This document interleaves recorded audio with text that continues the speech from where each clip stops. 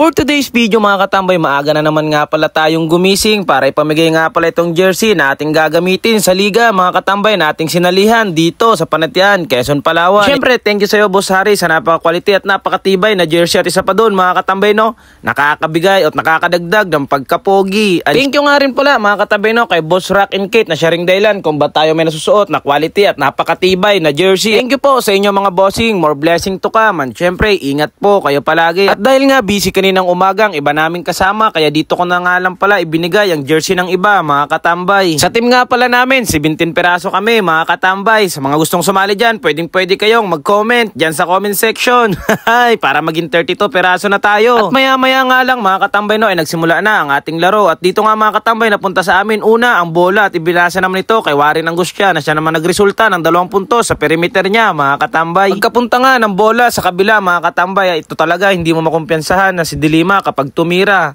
Buti nga lang mga katambay na-good challenge ko pa kasi kung hindi talagang 3 puntos ang ibibigay niya. At pagkabalik nga sa atin ng bola mga katambay, eto 3 puntos agad ang ibinigay ni Daddy Botoy nyo kahit nga 96 kilos na siya mga katambay. Napaka-speed niya pa rin talaga. At eto nga rin mga katambay sa kabilang banda ay kasama natin si Daddy Dalgreen kaya ang trabaho ko dito sa kanya na lang ay sige kay screen.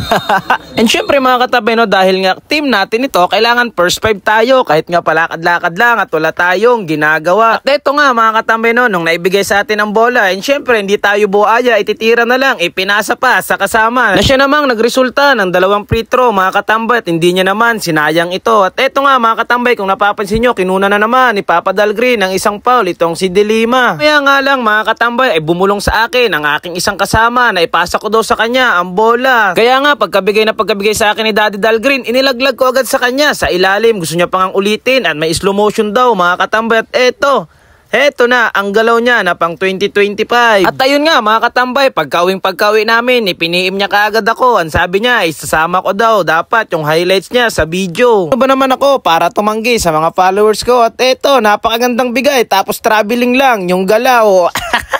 Puro ganito na lang ang ambag ko sa team ko mga katambay. At dito na naman sa kabilang banda, humingi na naman ulit ako ng bola. At eto, libreng-libre na. Ahay! Sablay pa!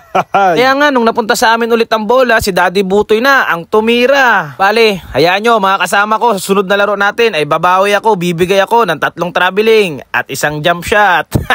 That's it. Ops, teka muna wait. Panalo nga pala kami dito. 1-0 na ang standing namin. Wow!